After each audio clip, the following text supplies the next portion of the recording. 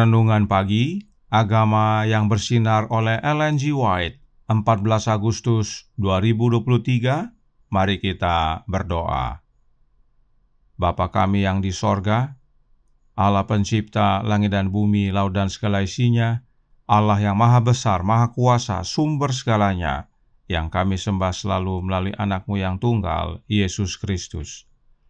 Terpujilah Yesus, anak Allah yang maha tinggi, yang adalah pencipta, penebus, dan pemelihara kami. Pada pagi hari ini kami bersyukur boleh bangun dan berbakti, dan sebagaimana membaca dan mendengarkan nasihat firman-Mu, kiranya ini menjadi pembaharuan bagi kami semua. Kesenangan dosa hilang dayanya, dan hidup kami hidup yang berbuah. Beserta kami sepanjang perbaktian ini, kehendak-Mu yang jadi. Ampun kami akan dosa dan salah, karena kami berdoa hanya dalam nama Anak Allah yang tunggal, Yesus Kristus, yang adalah Tuhan dan Juru Selamat kami. Amin. Renungan hari ini akan dibacakan oleh Ibu Oktolina Siregar. Kepada Ibu Lina, kami persilahkan. Terima kasih. Selamat pagi Bapak dan Ibu, saudara-saudari yang terkasih di dalam nama Tuhan kita Yesus Kristus. Bacaan renungan pagi kita pada hari ini, tanggal 14 Agustus tahun 2023, berjudul Kesenangan Dosa Menghalangi Kehidupan yang Berbuah. Ayat inti terdapat di dalam Lukas 8 ayat 14, firman Tuhan. Yang jatuh dalam semak duri ialah orang yang telah mendengar firman itu. Dan dalam pertumbuhan selanjutnya mereka terhimpit oleh kekhawatiran dan kekayaan dan kenikmatan hidup, sehingga mereka tidak menghasilkan buah yang matang. Setan menghadirkan dunia dengan daya tariknya yang paling memikat dan menyanjung kepada manusia yang malang. Dan mereka memandanginya dan gemerlap, dan gerhananya menutupi kemuliaan surga dan kehidupan yang abadi seperti tata Allah. Kehidupan yang damai, bahagia, gembira, yang tak terkatakan, yang tidak mengenal kesedihan, duka cita, rasa sakit, atau kematian, dikorbankan untuk dosa seumur hidup yang singkat. Testimonies for the Church, volume 2, halaman 101. Kehidupan di kota-kota itu palsu dan tiruan. Gairah yang kuat untuk mendapatkan uang, pusaran kegembiraan dan kesenangan mencari kehausan untuk pamer, kemewahan, dan pemborosan, semuanya adalah kekuatan yang dengan masa besar umat manusia mengubah pikiran dari tujuan hidup yang sebenarnya. Mereka membuka pintu ke 1000 kejahatan.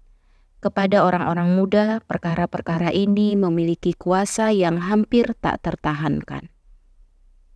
Salah satu godaan paling halus dan berbahaya yang menyerang anak-anak dan remaja di kota adalah cinta akan kepelesiran.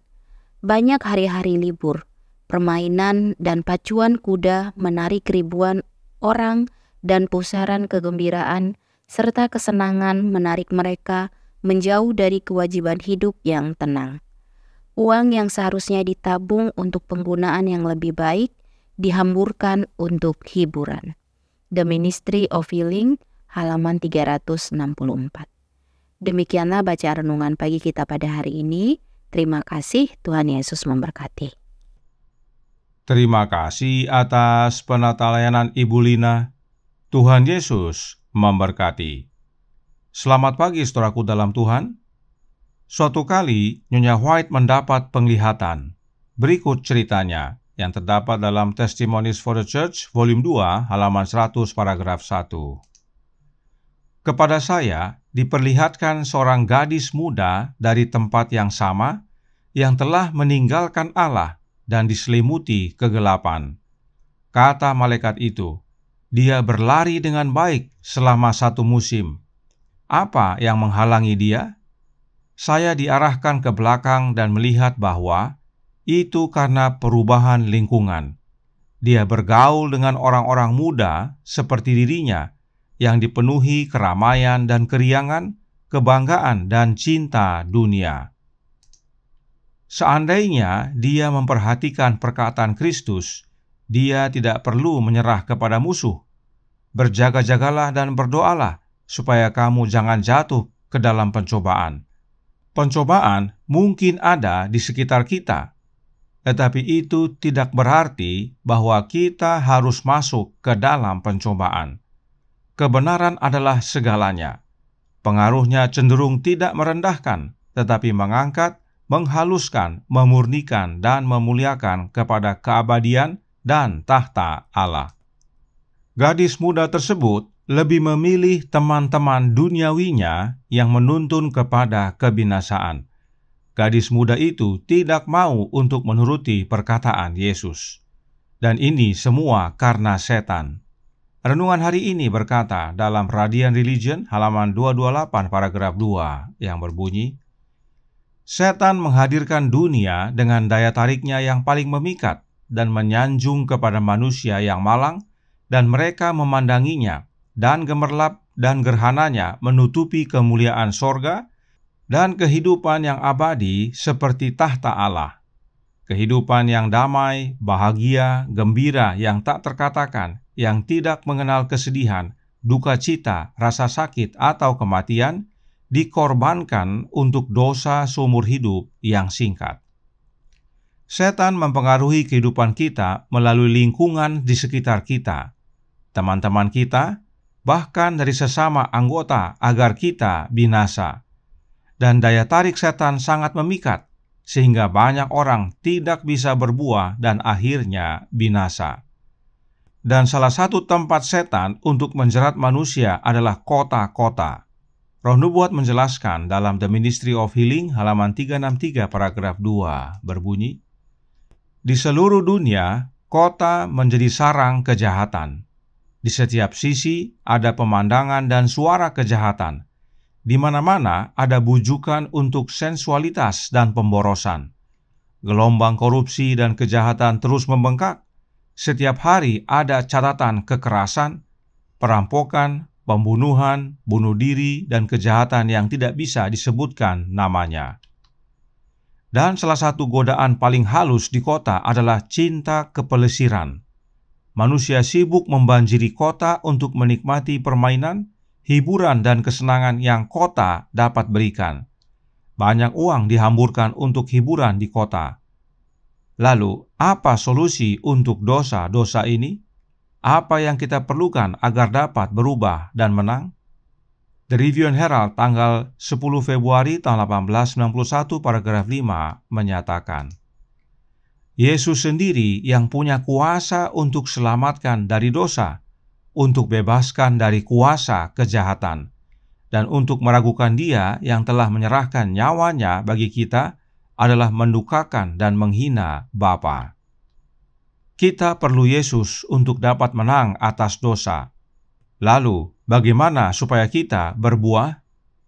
Untuk kita dapat berbuah, caranya hanya satu, yaitu tinggal dalam Yesus.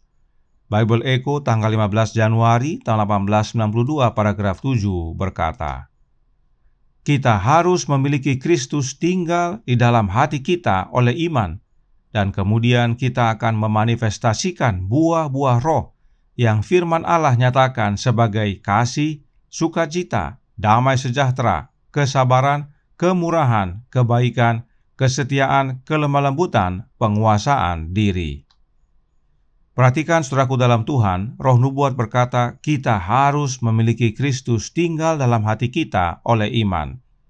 Jika dikatakan harus, artinya tidak ada pilihan yang lain. Yang kita perlukan hanya Kristus, terhubung kepada Yesus dan tinggal di dalam Yesus. Inilah satu-satunya cara untuk melawan dosa dan menang. Inilah satu-satunya cara untuk kita dapat berbuah. Kiranya kebenaran ini menjadi pembaharuan dan sukacita bagi kita semua. Di dalam Yesus kita menang dan berbuah. Tuhan memberkati, saya bawa dalam nama Yesus. Amin. Mari kita berdoa. Bapa kami yang di sorga, Allah pencipta langit dan bumi, laut dan segala isinya, Allah yang maha besar, maha kuasa, sumber segalanya, yang kami sembah selalu melalui anak-Mu yang tunggal, Yesus Kristus. Terima kasih atas nasihat yang indah dan penting pada pagi hari ini, untuk kami dapat menang atas dosa dan berbuah. Sebab setan dengan kelihayannya menghadirkan begitu banyak jerat dan jebakan yang memikat agar kami terpisah dari Allah, agar kami tidak berbuah dan jatuh dalam dosa. Dan itu semua Dia hadirkan kebanyakan di kota dan juga melalui pergaulan kehidupan kami dan bahkan lingkungan sekitar kami. Oleh karenanya, tolong kami ya Bapa, curahkan roh anak-Mu dalam hati ini, sebab hanya oleh kehadiran Kristus dalam hati kami, maka dosa dapat kami kalahkan dan menang. Dan hanya dalam Kristuslah kami dapat berbuah, sebab Dialah pokok anggur yang benar. Beserta kami sepanjang hari ini kehendak-Mu yang jadi, ampun kami akan dosa dan salah, karena kami berdoa hanya dalam nama Anak Allah yang tunggal, Yesus Kristus, yang adalah Tuhan dan Juru Selamat kami. Amin.